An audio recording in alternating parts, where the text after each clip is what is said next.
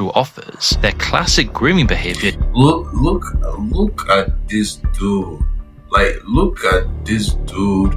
The way he's looking at this, you can sense dark and evil intentions. Because why are you offering a kid a Lamborghini when he turns 16 and a house when he turns 18? You don't give that to anybody if you are not getting back something. And we're talking about DDS, so it's like, yo.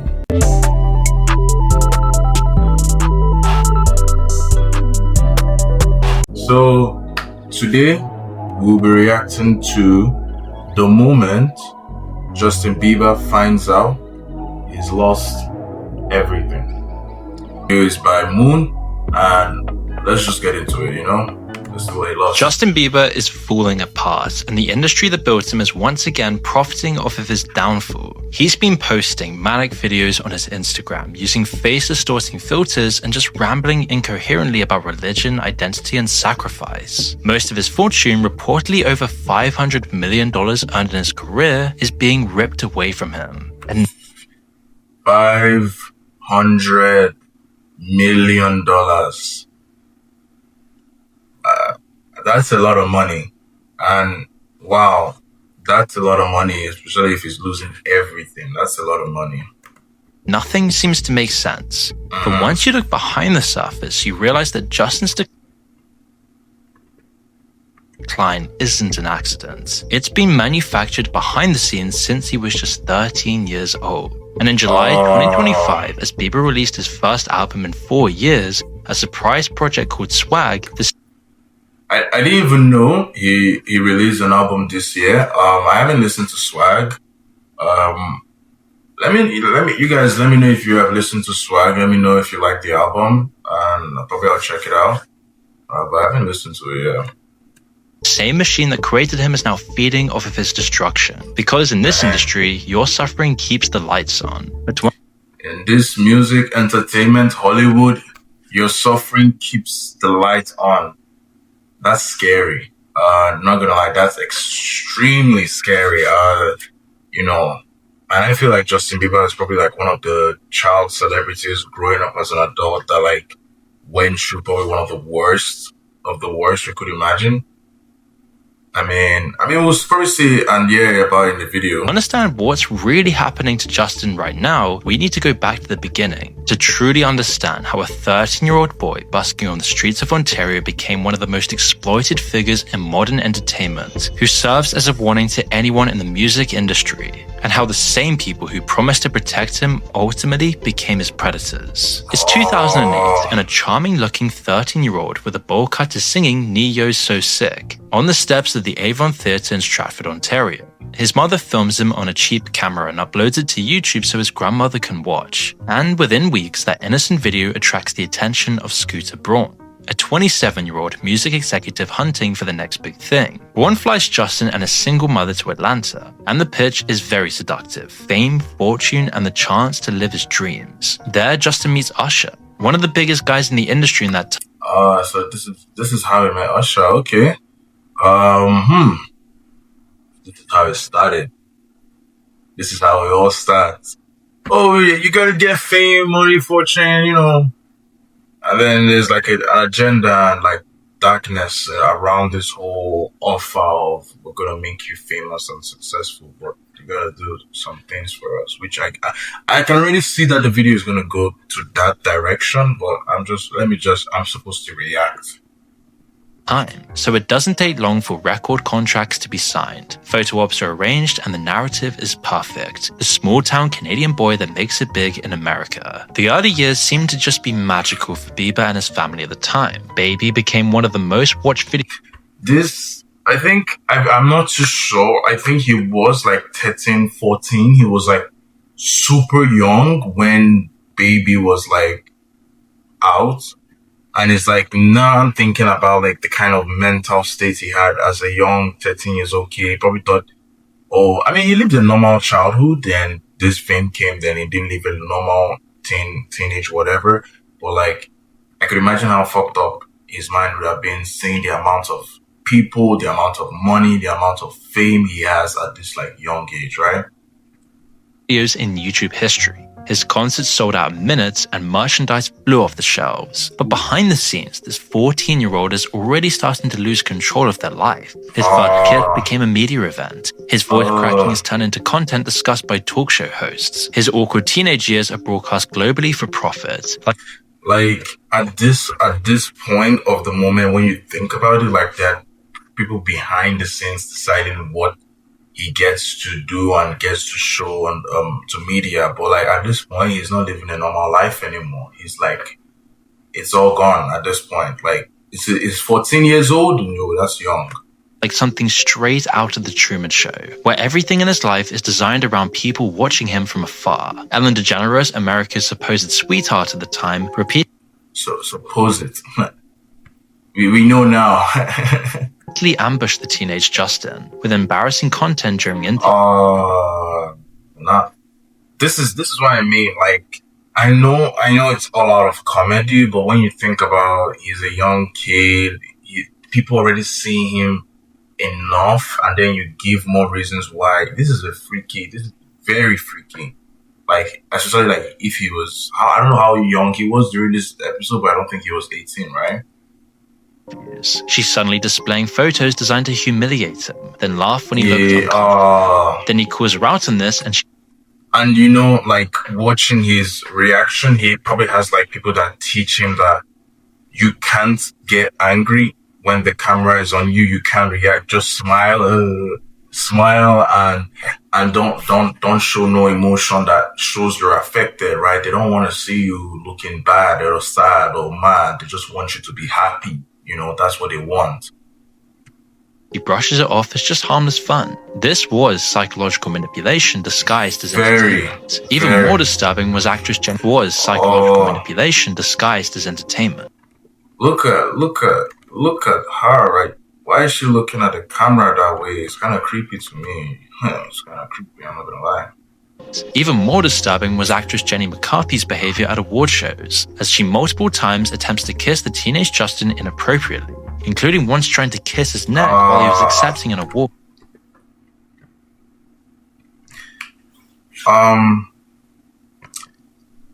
So let's analyze this. The teenage Justin inappropriately. So she grabs his neck, grabs the neck, right? And like she's holding him, including one. She's really holding him down, like he can't escape. Like, oh no, this is nasty. She's like been thinking. You can tell she's been thinking about this very moment, right? Like, oh, I'm gonna be with Justin in the stage. She kisses him on the face. You can clearly see he's not happy about that, right? You can clearly see he's not happy about that. His neck while he was still keeps on, kissing his neck, and he's like trying to avoid, and she's holding him. Why is this guy? I mean, it's awkward, right? It's awkward, but still, she's holding him and accepting it. And it's like, I don't know if I should say she's like trying to grab him. I don't know if I should say she's trying to grab him, but I think that's what she was trying to do. An award. If this was gender roles, yeah, this would have been very, very bad, like very bad.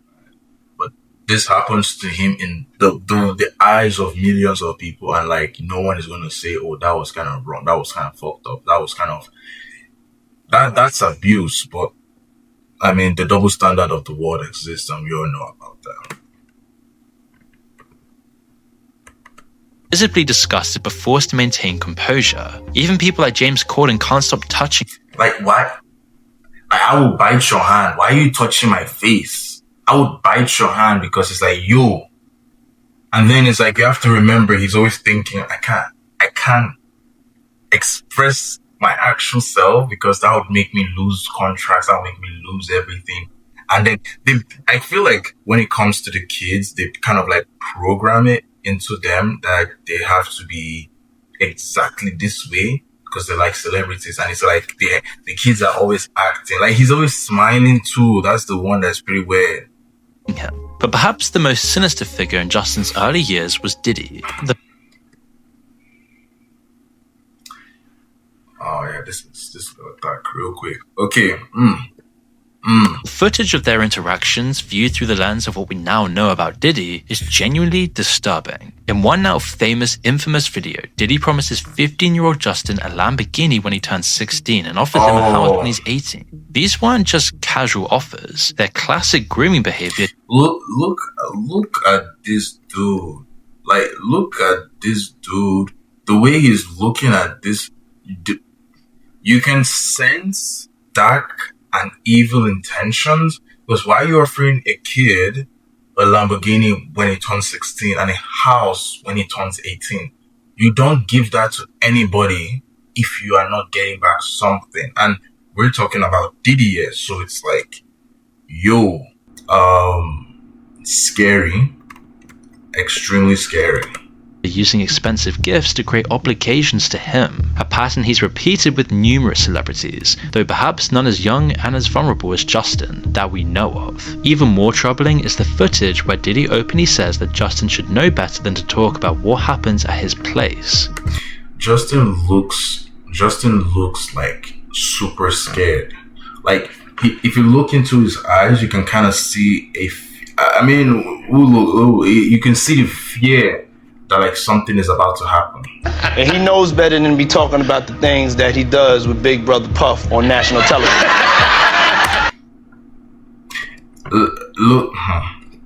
Let's play that part one more time. Talking about the things that he does with Big Brother.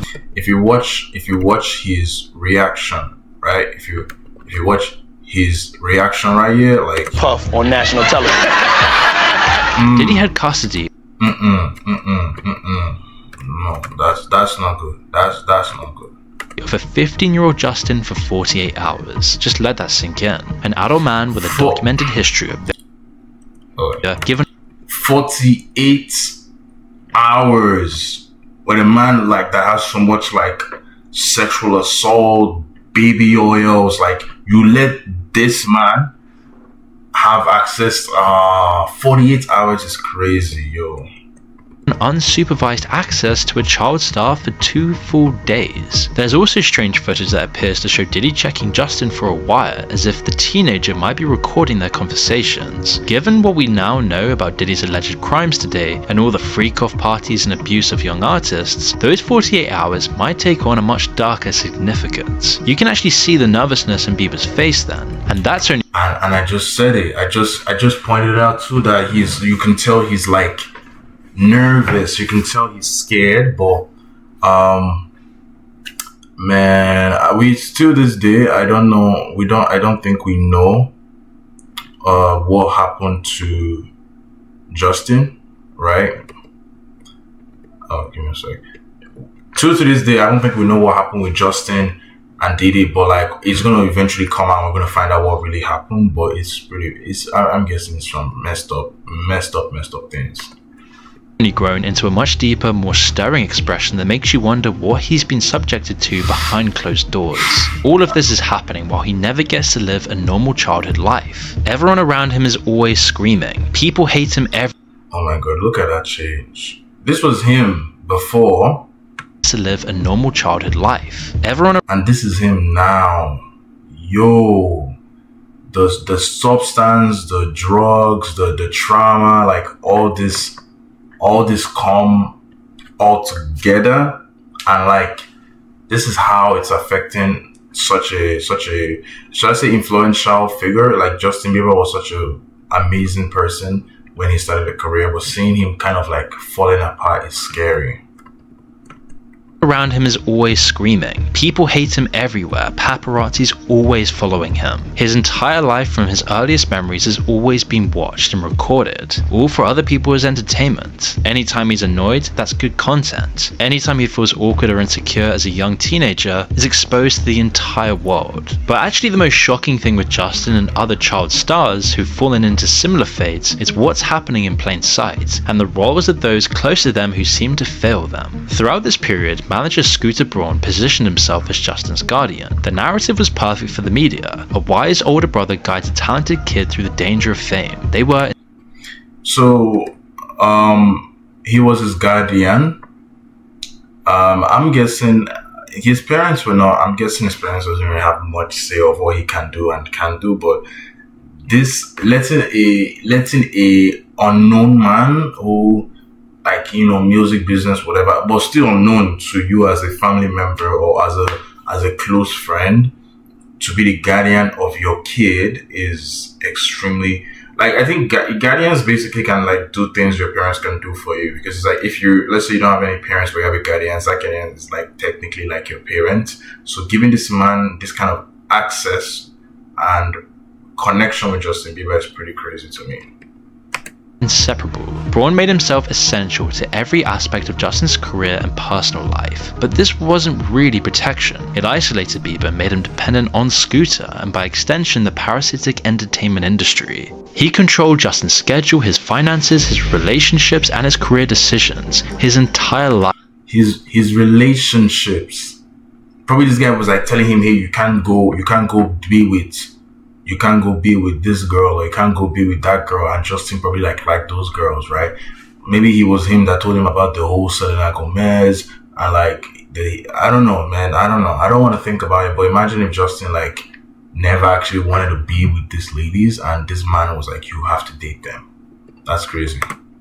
He positioned himself as the only person Justin could possibly trust in this dangerous industry, and he was the one who would dictate Justin's life forever. In Justin's case, he just didn't realize what was happening until it was almost too late. The spark in his eyes from those early YouTube videos gradually dimmed with each passing year of this, replaced by a hollow stare that spoke of someone who's been emptied out. So fast forward to 2020, and Justin Bieber's career was in full swing and had generated between $500 to $1 billion during his career. His concerts always sold out stadiums. His albums would always go platinum. His merchandise was a global phenomenon. By any reasonable measure, he should have been set for life. It was only up from here, right? This is what people imagine when they think of living the dream. He had ultimate success, all the connections you could possibly ever want, all the money you could ever want, all the fame you could ever want, even the looks you would want. Justin quite literally had everything you could wish for. But in reality, he had almost nothing. And Justin's financial situation was falling apart behind the scenes. So how does someone earn $1 billion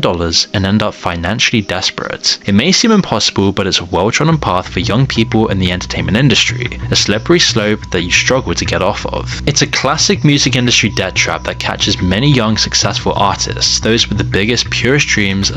This industry is really, really dark. It's scary sometimes to see what's happening to people that we were enjoying and watching them grow, listening to their music or watching them act, and then we find out they were going through like hell behind the scenes. It's like Hollywood is kind of scary. It isn't kind of scary, it is scary. And I could imagine like there's so much dark things we probably haven't still discovered, but this is getting out of hand. Like, this is crazy. His targets. Here's how it works. Record labels and management companies at the top of the industry give artists advances, upfront payments that look like free money but are actually loans against future earnings.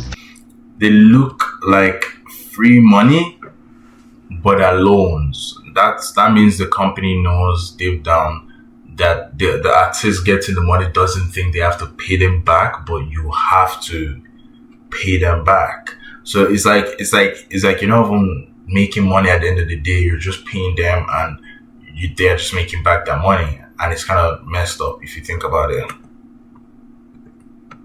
The catch is that these advances are recoupable, meaning they could just be paid back through the artist's share of royalties, which typically range from 10 to 16% of total sales. But it gets worse through something called cross-collateralization. That means if one album flops, the debt carries over onto the next project. All of Justin's future earnings from any source the contract covers get used to pay off old debts. So a failed album in 2015 could still be eating into profits from a hit album in 2020. Now, obviously, Justin... Dang, this means if he was owing them 100 million and the last album didn't make enough money to cover the 100 million, the next album, though, and I can imagine the next album would also still cost more money. So it's like they would cost, let's say, 300 million. The album now still has to cover that plus 100 million. Yeah, I can see how you can not leave the debt issue as a famous artist in Hollywood or whatever you want to say. wasn't exactly broke here in the traditional sense. His current net worth is still estimated to be around $200 to $300 million, but the vast majority was illiquid, and he faced a severe cash flow crisis in 2022, as sources claim that he was on the verge of financial collapse and was so cash poor that he had to borrow a friend's credit card to play golf. Whoa! Imagine being friends with Justin Bieber and he actually tells you, "Oh man, I'm broke and I need your credit card." You would probably start thinking like, what's happening? Like, how you broke? Like, what's going on in your life? Like, there's something wrong somewhere. There's something you're not asking, you know? But before we continue, I want to tell you about Odoo. Odoo is an all-in-one management software that provides entrepreneurs with a range of apps. He'd been diagnosed with Ramsay-Hunt syndrome. He's not blinking. I can't smile on this side of my face. This nostril will not move. So there's full paralysis in this side of my face. He'd been diagnosed. I remember this video. This video kind of made me like understand that this is like that things are happening to him, and he's like, you can tell he's like drained, like the way he's even talking. Like this half of my face. I'm not trying to make fun of him. I'm just trying to say Justin Bieber doesn't usually talk like this. You can tell he's tired, he's drained, he's like exhausted, and it's like you could imagine the things that he's been going through. Diagnosed with Ramsay-Hunt syndrome, a rare neurological condition that left him unable to blink in one eye or move half his mouth. He said his lifestyle was starting to take a huge toll on his health. Any reasonable management team would immediately have cancelled the tour and prioritized their artist's health, but exactly. Allegedly, his team continued to push him to perform. When Justin finally couldn't continue, the financial implications were catastrophic. He owed the concert promoter $26 million from a $40 million advance. Instead of helping his longtime client find a solution, it's alleged that Braun's company stepped in with what appeared to be a generous offer. They would cover the $26 million in debt to AEG and allow Justin to pay them back over 10 years. On the surface, it looked like Braun was saving Justin, but in reality, he might have been transferring Justin's debt from one master to another, himself, the guy who controlled his entire life. And when Justin only made one payment before stopping, the debt just kept on growing. And then the this is actually like, it's like the agent is looking for a way that he makes it seem like Justin is making the money, but he's just, as he's giving the money, he's taking it. The agent is the one getting paid. So it's like Justin is paying him, not him paying Justin, right?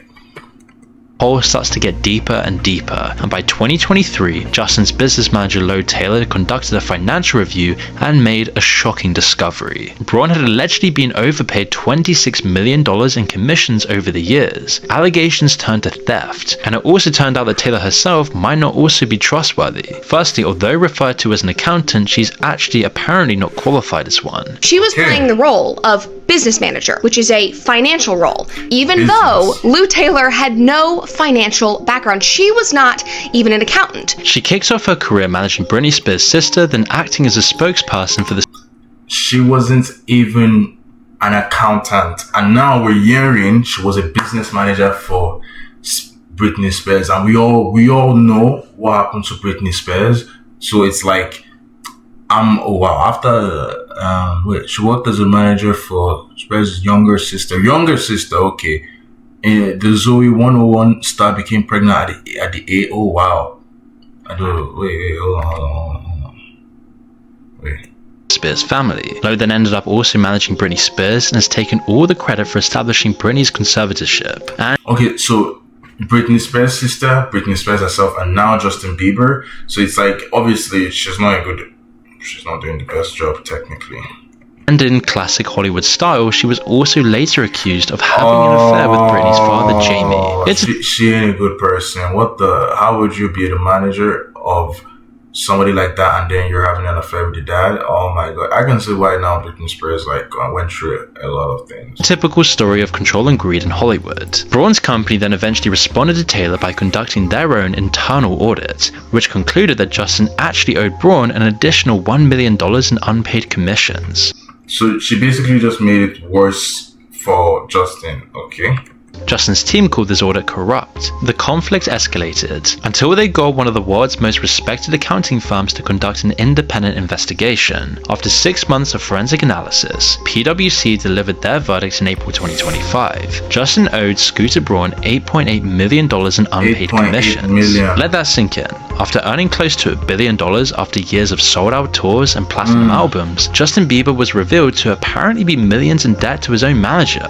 The audit was so damning that Justin's team didn't even dispute the findings. As Bieber's finances were pulled apart in a very public way, the psychological damage was beginning to become impossible to ignore. By 2024, this revealed a man in deep crisis. The media put Bieber's downfall under the microscope, and he was starting to crack, just like anyone would in this Truman Show reality. Quote, "People told me my whole life, well, Justin, you deserve that, and I personally have always felt unworthy," he posted on social media. "Like I was a fraud, like when people told me I deserved something, it made me feel sneaky, like damn, if they only knew my thoughts, how judgmental I am, how selfish I really am." This was a textbook trauma response from someone who's been manipulated his whole life. The industry had convinced him that his success was undeserved, that he was lucky to have people helping him, and that questioning their methods made him ungrateful, that his entire life was owed to them. Back in December 2020, This is sad.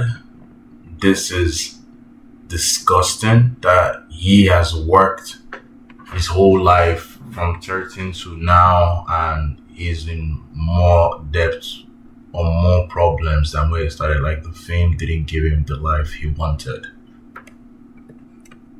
when the debts were mounting and the cash flow problems spiraled out of control, Justin made a decision that would haunt him forever. He sold his entire 291-song catalog to Hypnosis Songs Capital for $200 million. At 28 years old, Justin became the youngest major artist to ever sell their entire catalog, essentially trading his life's work for a bailout from debts that the industry system itself had created. A year later, he then fired Scooter Braun, but had been holding meetings for a new That's good. potential manager for about 3 years already. It's reported that Hailey, Justin's wife, led that decision. However, Braun, who also had Ariana Grande as a client, lost her business too. Within the last year, Braun also lost Demi Lovato and a bunch of other pending losses.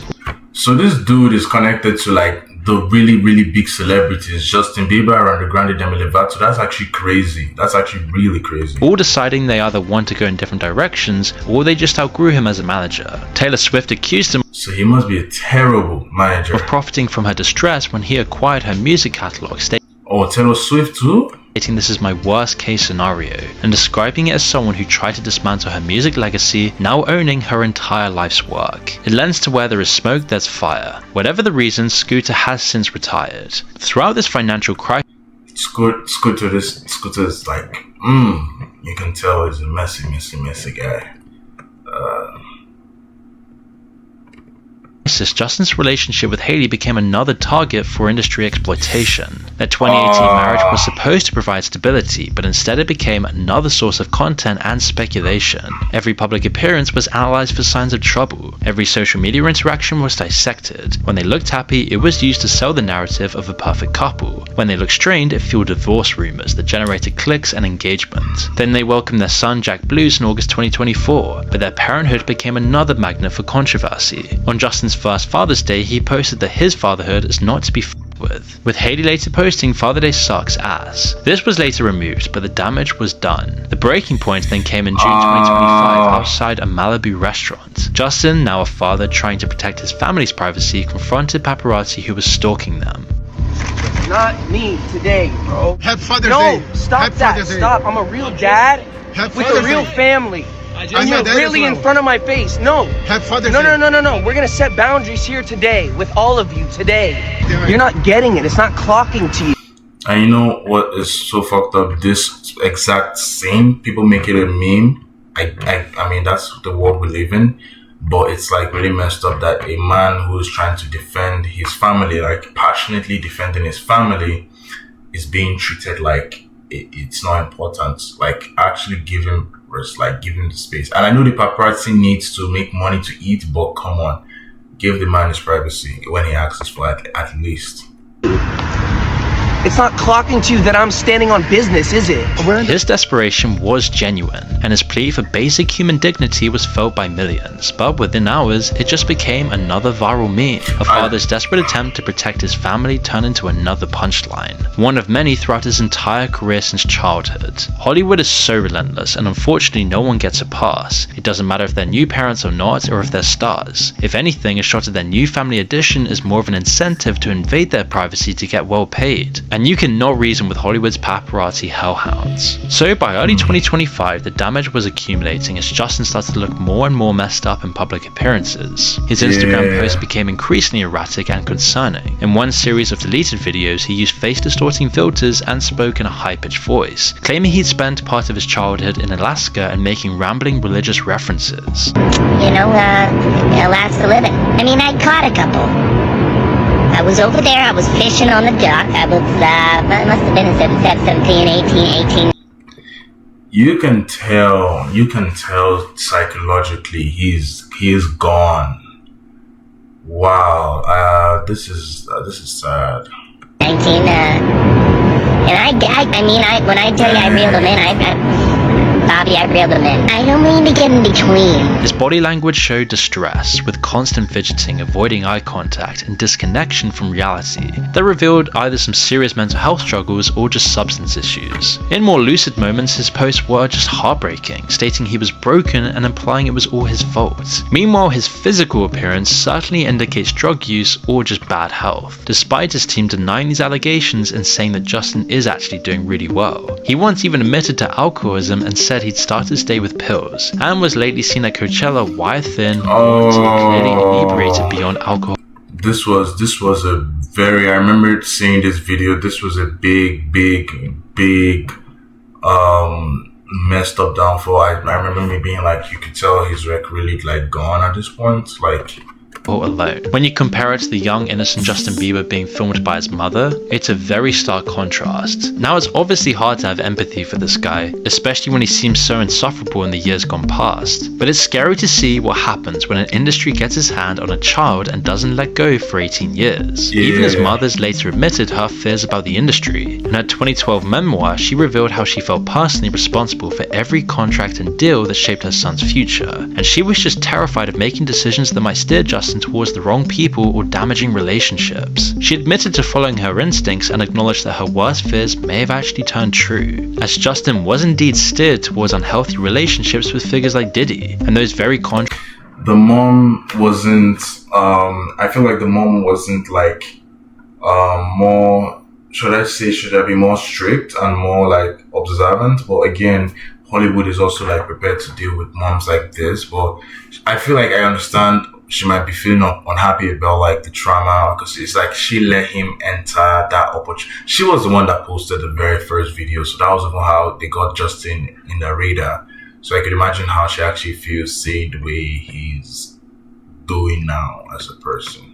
Track she agonized over became the financial chains that would bind her son for decades. And then in July 2025, two things happened that started to surface the true nature of Justin's downfall. He settled his debts with Scooter Braun for over $30 million, and he's that's good. Surprise released his first album in 4 years. His comeback album Swag is a window into Justin's soul that looks so different to his earlier, more innocent music. It sounds like 21 tracks that feels like someone processing trauma in real time while the industry that broke him cashed in. Track 14, Therapy Session, has Justin telling comedian Drewski, "I've had to go through my struggles really publicly. People always asking if I'm okay starts to weigh on me." Other tracks touch on his turbulent. Wow, I didn't even know you did a song with Drewski, but that's kind of sad. They call the song Therapy Session. Relationships and marriage. The timing isn't coincidental. With Hailey's beauty company Rhode selling for $1 billion, the couple finally had the cash to buy Justin's freedom. But even as Justin paid up, Braun's people were telling reporters that Scooter felt taken advantage of and had been patient with Justin while he partied away millions. Meanwhile, Justin's desperate search for meaning led him deeper into spiritualism. His Instagram became a stream of religious posts and pleas for spiritual guidance. As you guys know by now, I am a Jesus guy.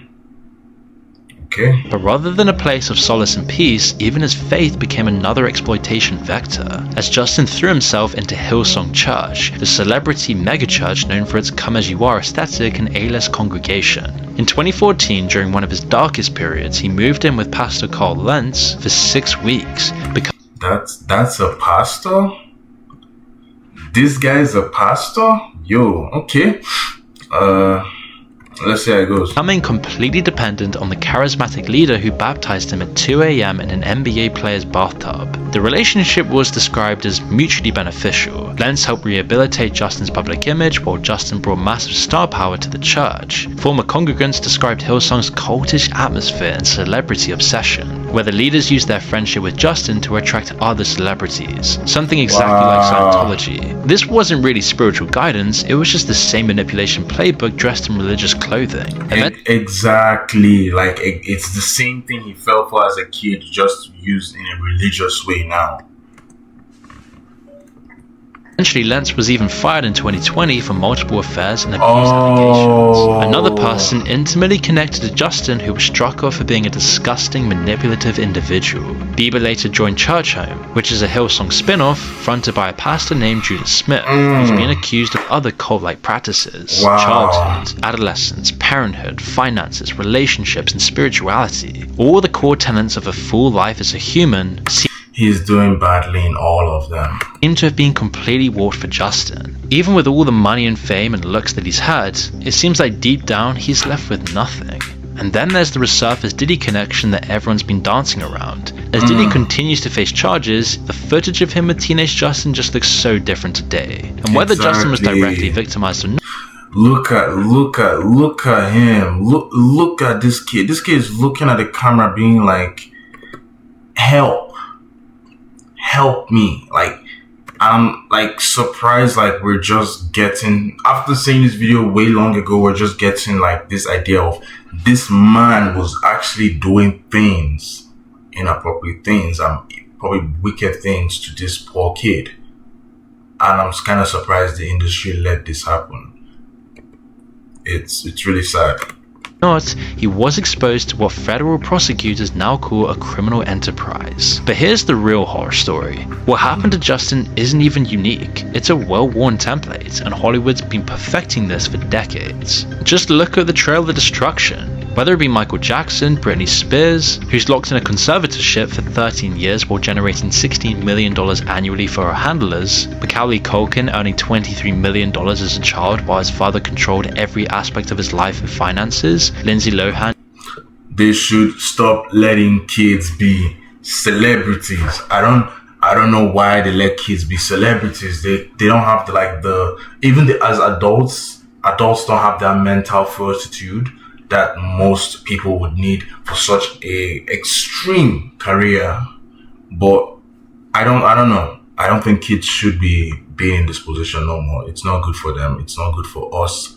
People watching them grow, because we can see that they're not good, they're damaged, and it's like society needs to improve on that. Churning out tabloid content even as she spiraled into addiction and legal troubles, or Amanda Bynes, whose public breakdown becomes daily entertainment while her mental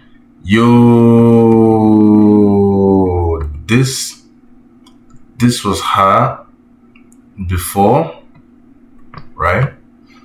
And this is her now.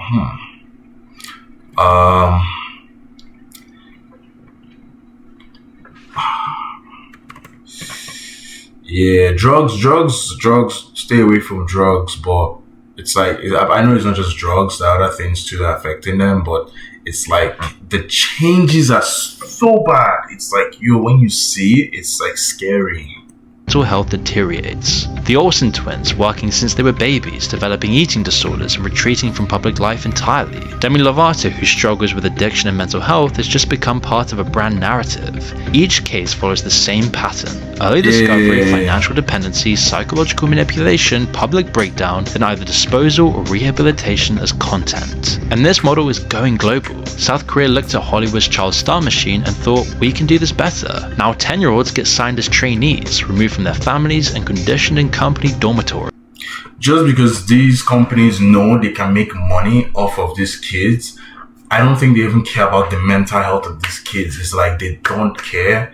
They just want to generate a large amount of income from them. So they will let kids of 7 years old to be training to be a K-pop star is crazy. When Shinny's life was passed by himself in 2017, he left a note about depression that was eating him alive. Nah, the depression has slowly eaten me, and I couldn't beat it. Oh, that's scary. That's scary. And the industry response wasn't soul-searching, it was just better PR management. China's got their own version with child influencers and pop stars disappearing into re-education when they step out of line. The UK churns through reality TV contestants on shows like Love Island, where producers keep psychological profiles detailing contestants' deepest insecurities, then deliberately exploiting them all for drama. When participants attempt to pass their own life, producers express concern while planning the next season. Hollywood created a system where childhood itself has become a commodity, where psychological damage generates more profit than mental health, where breaking someone down is more valuable than building them up. Social media just automated the entire thing, ensuring that any blind spot the media itself missed is covered, while platforming people to expose their innermost selves when they're most vulnerable and out of control. I feel so bad for anybody that has to go through this kind of life. Some of us don't appreciate our normal life, but whenever I watch videos like this, it makes me remember it's good that we have normal lives, and like we that have the normal life can make it easier for these people with this kind of lives by not making them feel uncomfortable. But like I get it, the fame and all these things are like extremely large, so it's not easy to actually deal with. Something strays out of the Truman Show time and time again. Society funds this model. Every time people watch the celebrity breakdown video, they fund the exploitation. When Justin's desperate plea to protect his family becomes a viral joke about standing on business, it proved that even a father's attempt to shield his infant son is immediately trivial. Right now, somewhere in the world, another talented kid is being discovered. The same promises are being made about fame and fortune, but they're really just being fed into a giant machine designed to extract maximum profit from human talent, regardless of the psychological cost. So Justin doesn't really even need a comeback, he just needs an escape route. But this machine won't let go easily. They'll push until he breaks completely, and then drag what's left onto a stage for one final show. And I think personally, if he wants to escape or if he wants to find a way to stop all this, he just has to heal as a person. And like, I mean, it's not easy like that. It's not easy like just to be heal as a person, but truly, it's going to be like he has to look like everything is okay, or he just avoids the whole of like the paparazzi and social media for a very long time. And if he refuses, they'll find another kid and start all over again. Because this industry doesn't create art or culture, it just creates trauma, then packages this as entertainment and sells it to people who mistake others as pain for pleasure. The machine is running, it's hungry, and it's looking for the next Justin Bieber. The question is, who's gonna feed it to them? Dang, okay guys, I guess that's the end of the video. That was a crazy video. Don't forget to like, to comment, tell me what else I should react to, and we sign now. Take care.